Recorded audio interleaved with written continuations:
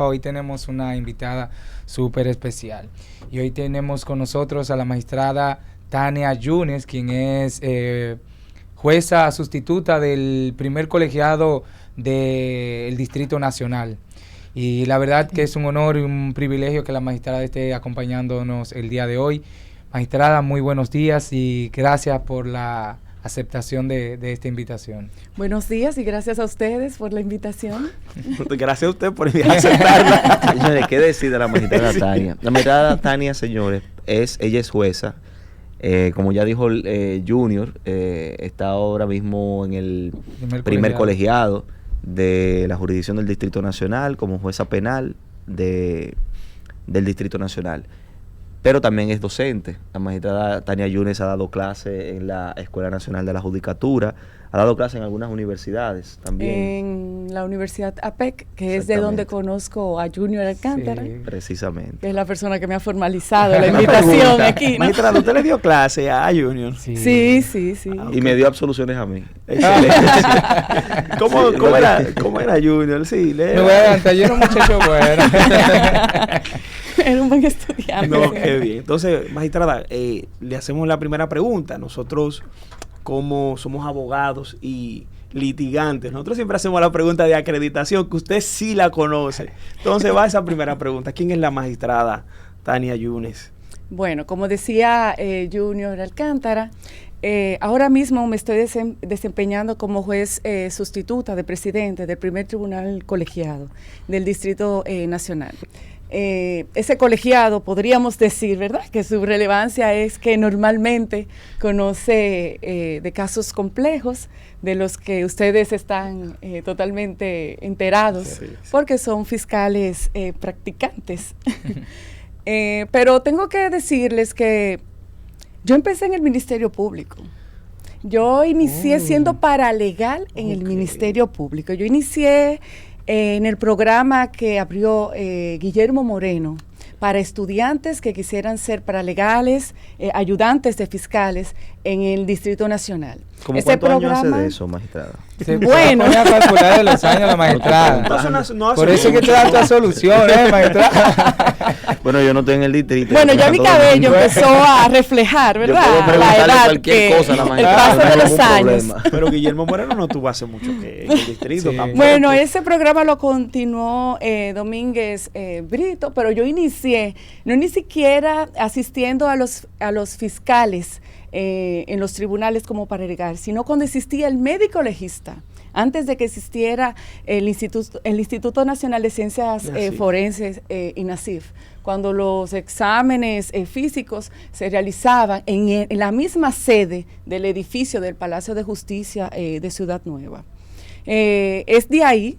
Entonces, ahí trabajé con muchísimos magistrados que ahora son procuradores y también con procuradores que iniciaron siendo paralegales. Se los digo porque veo a Junior y me parece importante e interesante que el sistema pueda producir también sus propios funcionarios porque van creando esa experiencia y esa madurez e incluso ese sentimiento por la institución y por lo que se hace. Luego me examiné y pasé a la Escuela Nacional de la Judicatura y bueno, pertenezco al último grupo de 9 meses que se formó en la Escuela Nacional de la Judicatura porque ahora para usted ser juez debe pasar un periodo de 2 años de formación. Antes eras 9 meses, magistrada, en su época. Solamente, exacto, 9 meses en la Escuela Nacional de la Judicatura. Actualmente, quien le interese ser juez de la República, al pasar por la escuela debe cumplir un periodo de 2 años. ¿Y cómo es ese proceso, magistrada? O sea, ahora usted está hablando de eso interesantísimo, porque hay mucha gente que dice, ¿cómo yo puedo ser juez? ¿Cómo yo puedo entrar a la judicatura?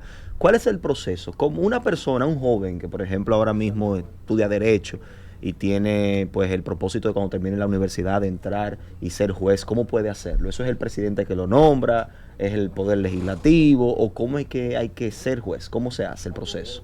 Bueno, ahora mismo hay un concurso, digamos, en trámite. Esa convocatoria se hace en los periódicos de circulación nacional. Que esté interesado, pues, y que sea, ¿verdad? Abogado puede solicitar. Primero debe pasar por una prueba de aptitudes que se agregó ahora y va en la que la persona se capta, ¿verdad? Tratando de captar al mejor personal posible, digamos, al mejor perfil profesional posible. Sí, porque lo que se trata de captar es eso, el perfil. El perfil. No necesariamente que sea la mejor persona. No la mejor persona, sí, el mejor perfil posible. Entonces, luego de superar esa prueba, van a una prueba psicométrica. Pasó hace 2 o 3 días la prueba psicométrica, y los que van, digamos, superando esas pruebas, entonces van pasando a una escrita y luego a una oral.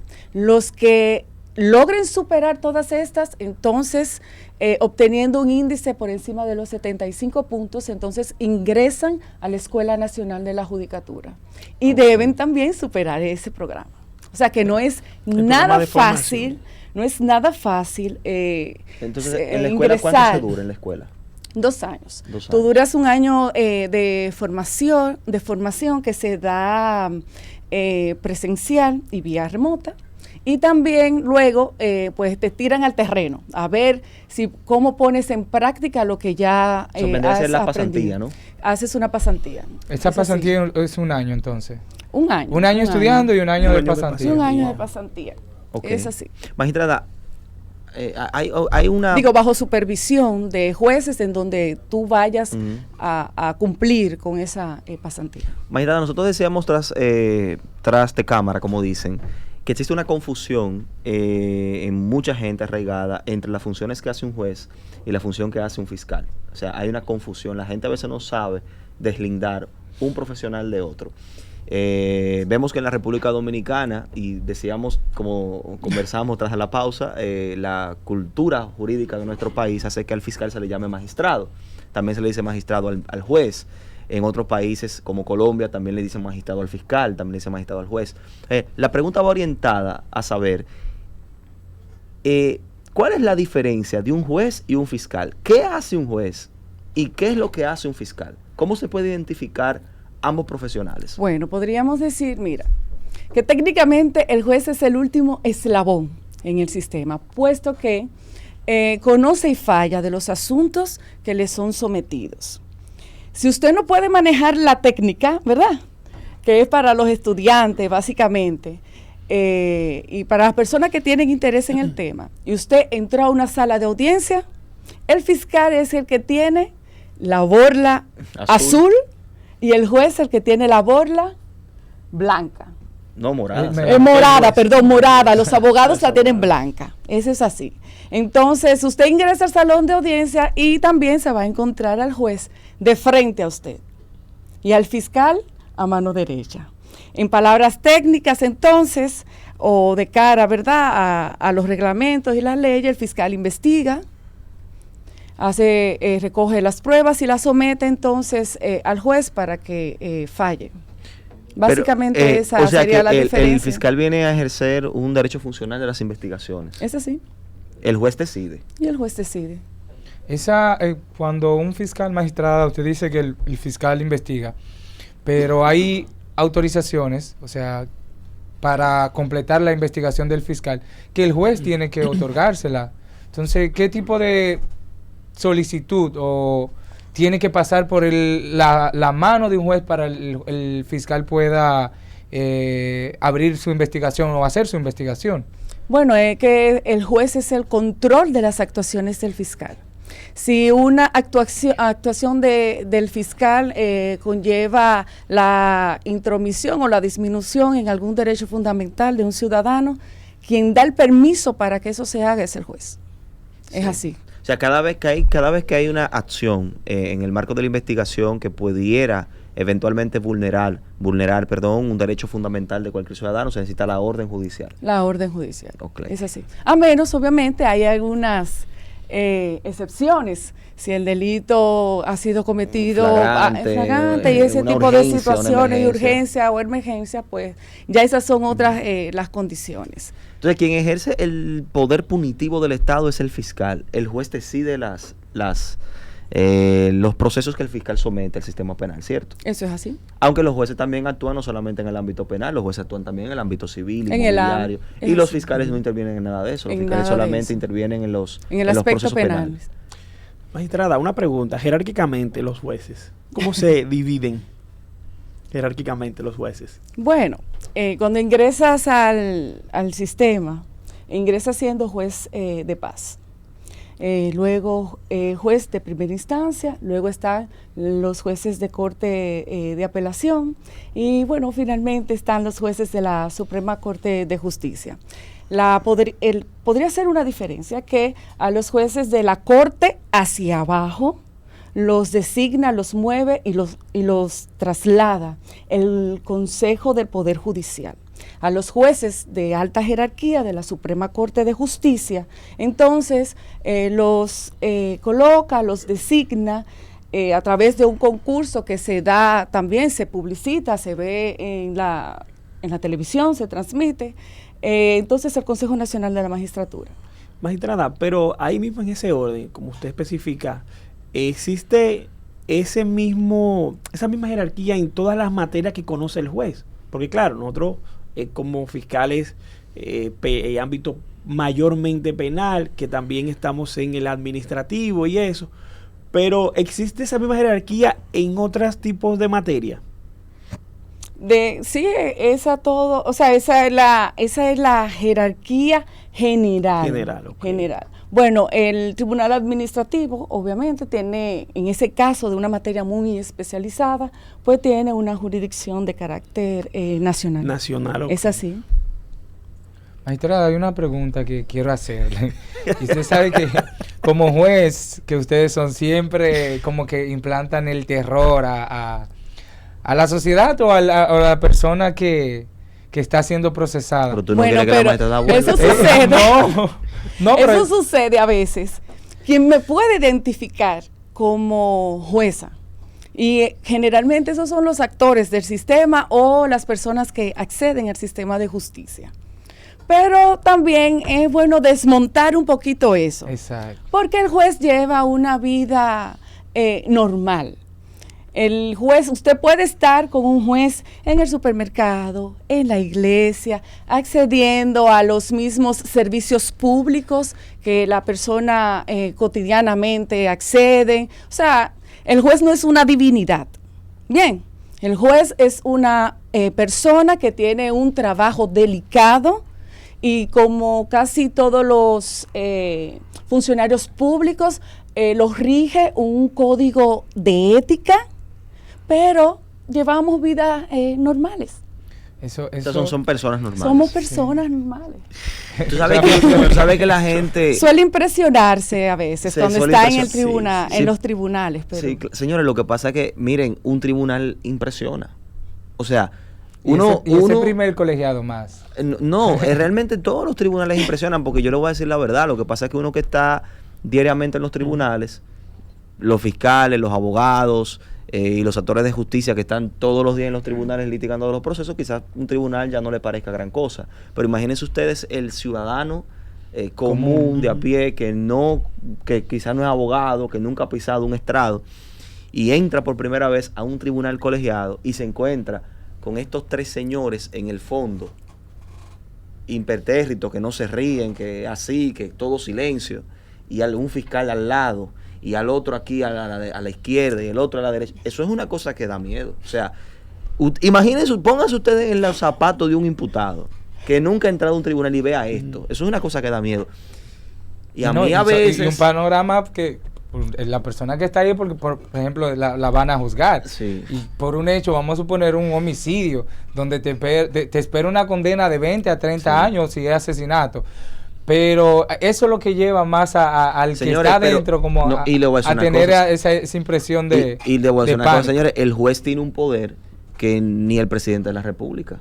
Piénsenlo, el juez Así tiene es. un poder que ni el presidente de la República. Cuando un juez sentencia 30 años. Miren, 30 años presos, son 30 años presos.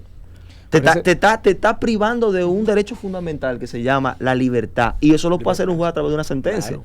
Y hay otros países que el juez incluso puede hasta privar de la vida de una persona. La sentencia capital, por ejemplo. Así es. Que es un derecho absoluto. Entonces, el poder del juez... Lo comparan con el de Dios a veces. Bueno, hace una alegoría así un poquito mítica, pero realmente el juez tiene un poder terrible, terrible. Es una sentencia. El juez te puede dar la autorización a tú entrar a allanar un domicilio.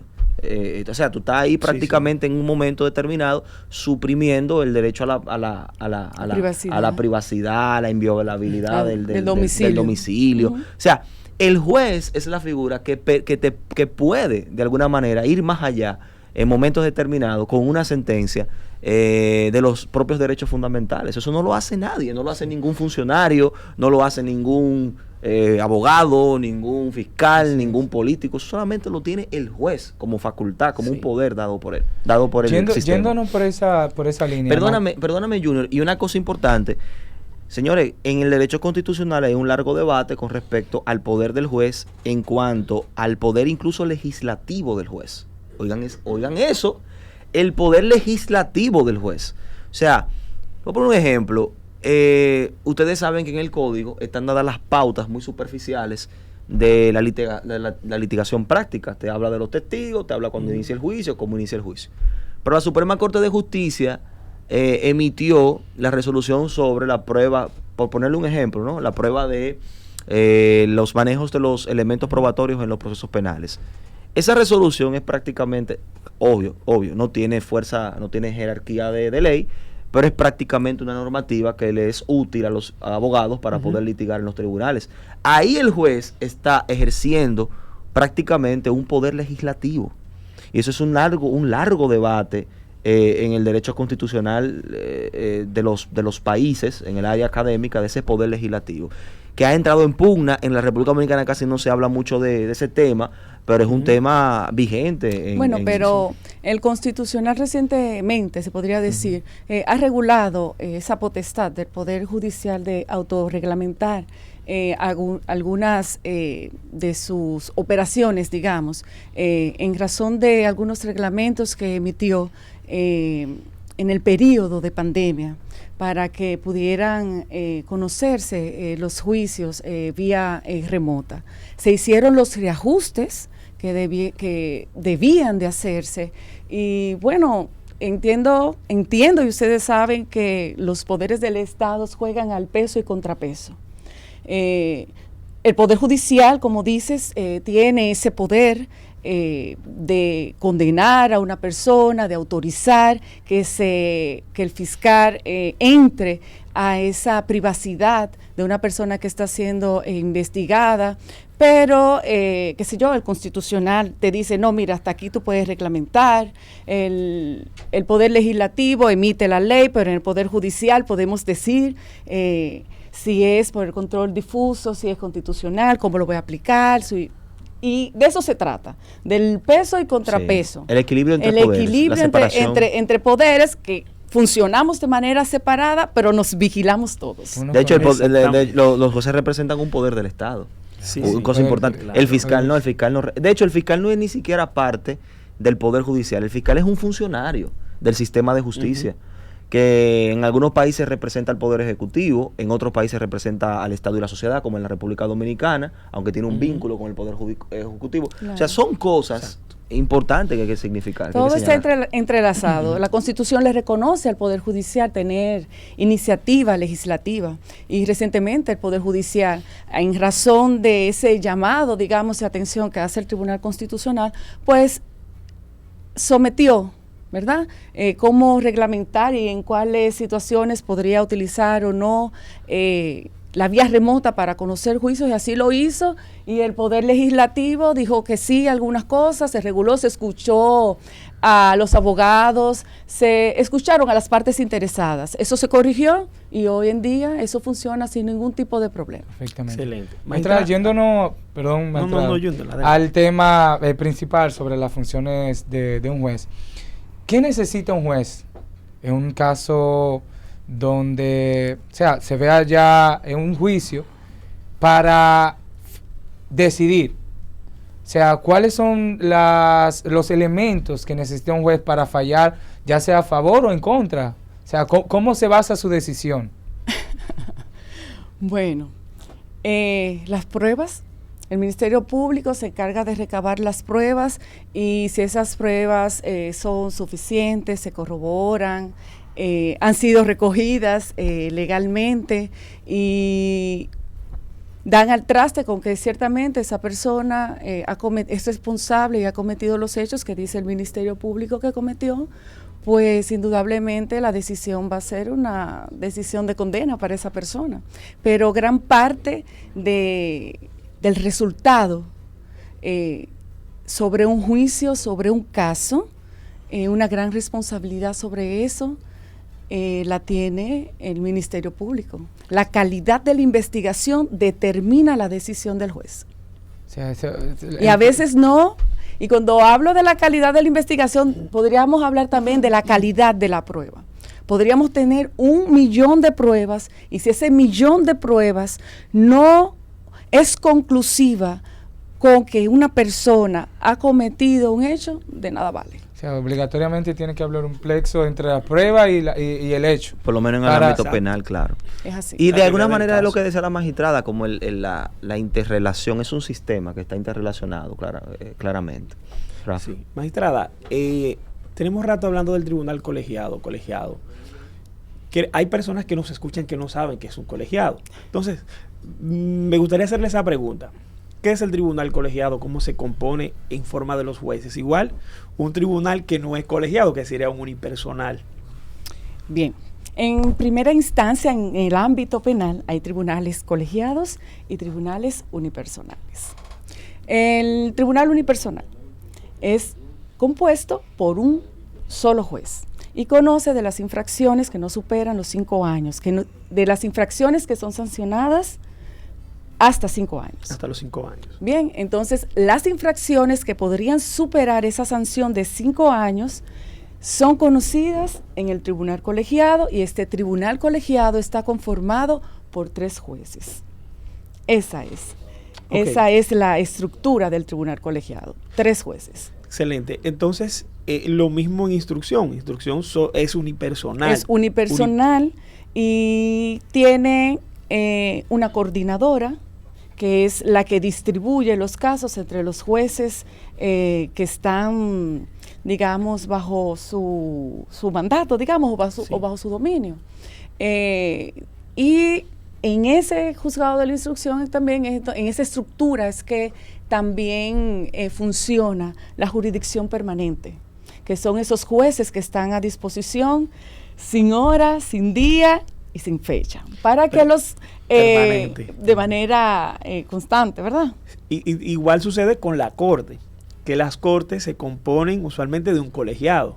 5 jueces. 5 jueces. 5 jueces. Okay. 5 jueces por sala. Ahora mismo el Distrito Nacional tiene 3 salas y cada una de esas salas tiene 5 jueces y un presidente de la Cámara Penal. Excelente. Que distribuye los expedientes. Por sala, pero ¿suben los 5 jueces? No, para eso se hace un calendario y en la semana pues se van designando los jueces que van a subir por día. Esa es la carga, esa es la distribución de la carga que se hace. No pasa lo mismo en los tribunales colegiados. La conformación es 3. Simplemente 3. Y bueno, la composición podría cambiar, obviamente, por razones de vacaciones, de enfermedad y eso. Por eso usted probablemente puede acceder a un tribunal un día y ver 3 caras y acceder otro día y ver que hay una variación en eso. Pero lo que básicamente son 3 jueces. Sí, tenemos derecho a la vacación. Sí. En cuanto a las decisiones, yo he visto que a veces fallan y hay siempre o están de acuerdo, hay una o uno de los jueces que no está de acuerdo. ¿A qué se debe eso? O sea, ¿por qué? O sea, para emitir una sentencia, ¿tienen que estar los 3 de acuerdo o no es así. ¿Cómo se da ese...? Bueno, la dinámica es que durante la deliberación puede surgir lo que el Código Procesal contempla, puede surgir o un voto salvado o un voto disidente. De lo que hablas ahora es de un voto disidente. Cuando uno de los jueces se separa de ese voto de la mayoría por entender que tiene razones, ¿verdad? Basado en pruebas para opinar distinto, bien, a lo que opina la mayoría. Entonces, igual lo tiene que motivar, sustentar, conforme a las pruebas que se hayan desahogado en el tribunal. Un voto salvado, sin embargo, es en el que estás de acuerdo con la decisión, pero no en los fundamentos de la decisión. Entonces, es como si hubiese otra vía para llegar a la misma solución. Entonces, tú das un voto salvado. Exactamente. Magistrada, mire, un tema importante para el Poder Judicial es precisamente la democratización del Poder Judicial. Hay quienes plantean que no están de acuerdo con que el Poder Judicial pues sea un poder con síntomas democráticos en el sentido amplio de la palabra.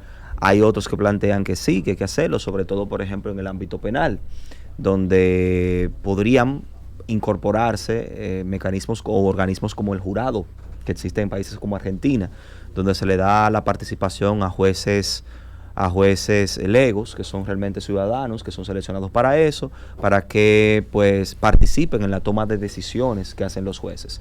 Hay otros países donde tienen sistemas mixtos, donde participan jueces legos, pero también participan jueces expertos. El juez lego decide. Aplatar esa palabra, magistrado lego. O sea, lego es como un ciudadano que no sabe de derecho, pero que va a tomar una decisión, en este caso. Entonces, este ciudadano toma en un jurado, este grupo de ciudadanos toman la decisión, por ejemplo, esta persona es culpable o no es culpable, y entonces el juez solamente se encarga de determinar cuál va a ser la pena que se le va a poner partiendo de esa decisión que tomó el jurado. Muchos asocian este mecanismo en que existe en algunos países latinoamericanos como una forma de democratizar y hacer incluso más objetivo la toma de decisiones en tribunales penales. Entonces, ¿cuál es su opinión respecto a eso? Porque en la República Dominicana no existe el jurado. Existe, por ejemplo, 3 jueces que toman la decisión prácticamente muy arbitraria, pueden tener razón como pueden no tenerla, pero si sentenció, sentenció. Y el único mecanismo que tiene las partes es apelar. O, por ejemplo, en el juicio, el único mecanismo que tienen las partes es presentar un recurso de oposición para ver si pueden hacer variar la decisión que tomaron los jueces, que ya tomaron, de hecho, una decisión. Entonces, ¿cuál es su opinión con respecto al proceso de democratización del Poder Judicial? Bueno, mira lo que te puedo decir respecto a eso. Y sé que di muchas informaciones en la pregunta, pero era para contextualizar. Lo que yo te podría decir respecto a ese punto es que países que tienen ese sistema no lo vienen practicando hace 10 años, ni 20 años, ni siquiera 100 años. Bien, tienen una cultura en el de que desde el inicio se implementó y se implantó esa forma de juzgar. La pregunta yo te la haría a ti ahora. Sí. ¿Es posible, dentro de las condiciones sociales en que vivimos, instaurar un sistema de jurado? Porque si bien es cierto que se escogen los jurados de un grupo de personas, digamos, estandarizadas, se escoge dentro de un grupo de seres humanos que tienen un nivel promedio, porque probablemente la idea que tengamos es de que cualquiera puede conformar un sistema de jurado, y eso no es así. Desde mi punto de vista, entiendo que no es posible en este momento, y creo que nuestra tradición no está ni preparado ni responde a ese tipo de sistema. Eso es lo primero.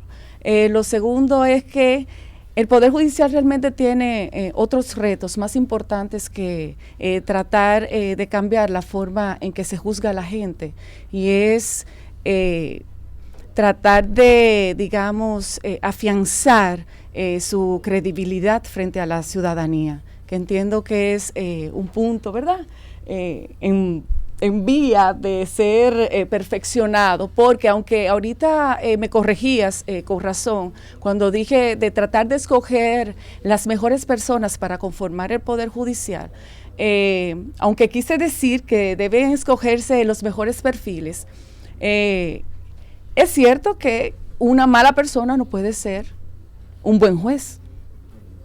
Eso es así. Sin embargo, las personas que acceden... Es filosófico, una mala persona no puede ser un buen juez. No, no puede ser un buen juez. No puede ser un buen juez. Y una persona también, el juez debe tener un comportamiento, ¿verdad?, conforme al código de ética, pero también un juez que desconozca la sociedad en que está ejerciendo sus funciones, tampoco podría hacer bien su trabajo. Hay incluso jergas que uno se aprende durante el juicio penal, sobre todo en ese ambiente en donde acceden un público de distintas sedes sociales. Bien, uno no escoge quién llega a la sede del sistema penal. Entonces yo entiendo que el Poder Judicial tiene otros retos más importantes que ese. Magistrada, usted ha mencionado algo muy importante sobre los retos que usted entiende del Poder Judicial.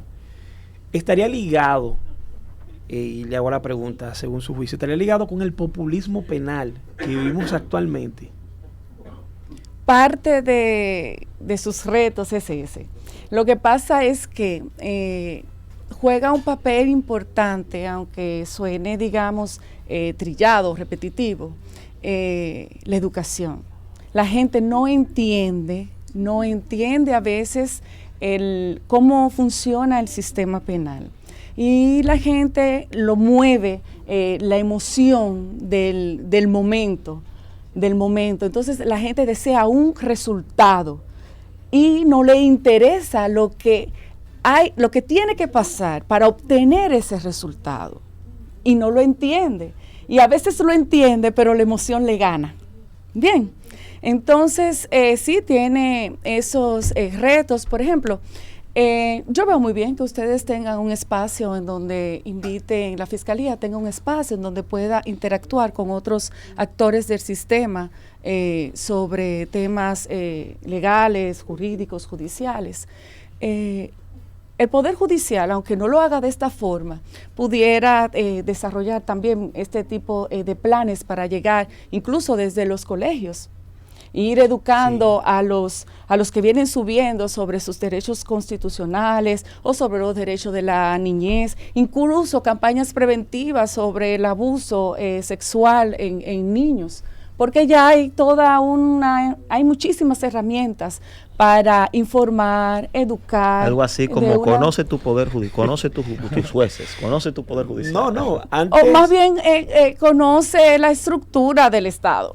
Pero conoce la estructura del Estado. Antes, magistrado, que la magistrada habla de un tema muy importante en cuanto a la sociedad, y es el tema, como decía el magistrado Rafael, del populismo. Y la magistrada tocaba el tema de las emociones. Señores, ustedes no saben el peso que tiene un juez cuando va a decidir. Y la magistrada hablaba de pruebas, que puede haber pruebas, pero si no son vinculantes, no pueden fallar. Entonces, no es que ni el fiscal haga mal trabajo, ni el juez... Sí podemos fallar, pero no como la gente quiere. Entonces, muchas veces se mueven las emociones de, que ese juez, con toda la prueba del mundo ahí, no falló. No, señores.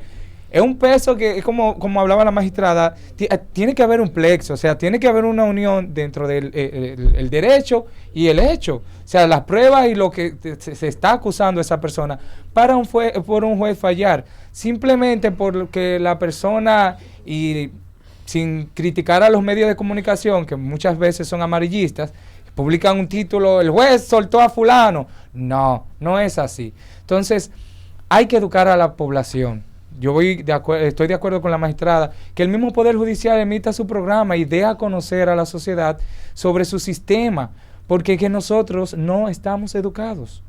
O sea, repetimos lo que otros dicen, que no sabe del sistema. Efectivamente. No sabe del sistema, opina por lo que cree, no por lo que sabe. Hay un libro que yo lo recomiendo a los estudiantes de Derecho, que se llama Lo que opinan los jueces y lo que opinan los periodistas. Lo que dicen los jueces y lo que dicen los periodistas. Y va relatando una historia de un accidente de tránsito y va contando lo que se publica en la prensa y lo que va pasando en juicio. En dos historias que parecen totalmente distintas. Bien. Y bueno, lo va relatando hasta el punto en que eso llega como una corte de alzada. Bien. Y el resultado es totalmente distinto a lo que la gente percibe. Incluso nosotros los jueces también nos debemos cuidar de fallar conforme a la percepción que pudiera estar creándose, porque uno no es ajeno a la sociedad, ¿no? Y a los medios de comunicación. Todo el mundo escucha noticias, sintoniza en el radio una emisora para escuchar qué está pasando. Entonces yo entiendo que lo único que puede mantener también al juez, siendo objetivo, es amarrarse, incluso cuando sienta que no quiere o cuando la percepción lo pueda traicionar, sujetarse de manera fuerte, ¿verdad?, a la Constitución, al Código Procesal Penal, en el caso de los jueces penales, a las leyes. Tiene que sujetarse obligatoriamente a eso. Interesantísimo. Magistrada, pero volviendo también al tema que estábamos hablando sobre la posibilidad o sobre este debate de la democratización del Poder Judicial, usted decía que en la República Dominicana probablemente no haya un contexto sociocultural para poder imponer sistemas mixtos como el que hemos mencionado, como el que existe por ejemplo en Argentina o como el que existe en el mismo Colombia. Pero quizás podría ser eso un argumento válido si lo hubiésemos planteado en el año de 1961, cuando matan a Trujillo y aquí más del 60% de la población era analfabeta. Hoy día realmente el índice de analfabetismo es muy bajito en la República Dominicana, no es que no hay, pero es muy bajito, y hay incluso una clase media consolidada. O sea, en ese contexto, ¿usted no cree que sea posible tener un estándar de ciudadanos que como quiera puedan participar en sistemas como el que hemos planteado? Y que el sistema de jurados esté en manos de clase media estándar, es democratizar el Poder Judicial. No, pero puede ser un mecanismo. Hay muchas cosas, pero eso puede ser un mecanismo. Porque ¿qué es lo que pasa en la República Dominicana? Que usted no cree que después del cambio del modelo en el sistema inquisitorio, acusatorio, adversarial, todavía tenemos muchos residuos de ese sistema inquisitorio. Pudiéramos tener algunos residuos, pero mira, hay algo que la ley no puede manejar y es la composición, digamos, la personalidad del actor del sistema. ¿Entiendes? Eso te ata de cara al desarrollo de tus funciones, pero hay algo que no sustituye nada, que ni las leyes pueden manejar, y es tu educación doméstica. Exactamente, eso sí. Pues entonces creemos que a los jueces los siembran en el patio del Palacio de Justicia, crece una mata, un árbol, y de ahí arrancamos el mejor de los frutos y lo sentamos ahí, es juez. Y eso no funciona así. Entonces, mi respuesta, aunque hemos avanzado muchísimo, mi respuesta sigue siendo que no hay las condiciones para que eso suceda aún. Vamos a ser más claros, magistrada. Y no habría incluso que cambiar, y habría que cambiar incluso todo el sistema legal y jurídico que sostiene lo que tenemos ahora. Eso también implicaría, digamos, hasta cierto punto empezar de cero. Bien. No, y adecuar un salón también. Pero se ha hecho antes, magistrada. Porque cuando hubo cambio del modelo, eso fue comenzar de cero. Se cambió todo un modelo del sistema inquisitorio, eso no falla. Eso fue hace pero no agregando actores al sistema. No agregando actores al sistema. No se agregó, bueno, pero no se agregó al fiscal, no se agregó al fiscal, mira, no se agregó al fiscal, no se agregó al abogado y tampoco se agregó al defensor público, porque antes del defensor público eran abogados de oficio. Pero por ejemplo, el fiscal, aunque sí existía, pero el fiscal realmente se rediseñó totalmente sus funciones. Porque incluso muchas de las atribuciones que tiene el fiscal ahora era el juez que la tenía. Exactamente, la investigación era el juez. Entonces hubo uno, no se agregó el actor, no se agregó el fiscal, pero se hizo un fiscal nuevo. O sea, Bueno. La función del fiscal fue totalmente diferente. Mira, tú estás convencido del punto de que No, deben haber jurados. ¿no? Ya yo te he respondido eso en varias veces, ¿verdad? Que no estoy de acuerdo. Y lo único que podría decirte respecto a esto es que si todavía no hemos podido optimizar el trabajo del fiscal, del juez y de los actores del sistema, ¿cómo podríamos garantizar, ¿verdad? Porque lo importante no es solo democratizar, sino que a través de eso podamos obtener la justicia que todos deseamos. Eso sí es cierto, así es. ¿Entiendes? Porque no hacemos nada con democratizar y agregar personas y actores al sistema de justicia si no vamos a obtener el resultado deseado. Tú ves, Junior, por esas cosas era que a mí me dan las soluciones. Bueno, señores, ya casi estamos llegando Faltan al final 4 minutos. Sí, de este espacio. Y hoy con nosotros está la magistrada Tania Yunes, quien es juez sustituta del primer colegiado del Distrito Nacional. Magistrada, en sus funciones como juez, ¿cuáles han sido sus retos, tanto como profesional, como mujer que es, como persona, verse en esa posición como juez? Bueno, mira, esta es una profesión y se lo digo a los que quieren ingresar. Esta es una función que requiere de mucha disciplina. No solamente requiere del buen traje, de usted hacer 5 maestrías y de estar capacitándose a cada segundo. Usted en una sociedad como esta necesita ratificar y validarse a través de su comportamiento que usted es la persona que cumple con el perfil idóneo para cumplir esas funciones. Es a veces un poco difícil porque a veces uno sacrifica hasta su vida personal, su vida familiar por asuntos de tiempo, y digo personal porque uno no puede en aras, ¿verdad?, de un buen servicio, tampoco socializar con todas las personas. Como otros lo harían. Como otros lo harían, ¿verdad? Y ese es uno de los mayores retos, le digo a los que se están examinando. Si su estándar en la vida es ser rico, tener carros de lujo, y ser mediático.